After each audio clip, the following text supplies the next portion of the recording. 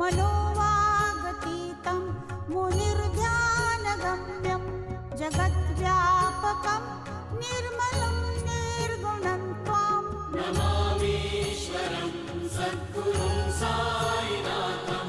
भवाम्भोधिमग्नार्दितानां जनानां स्वपादाश्रितानां स्वभक्तिप्रियाणां समुद्धारणार्थं कलौ सम्भवन्तम् नमामीश्वरं सद्गुरुं साईनाथं। सदा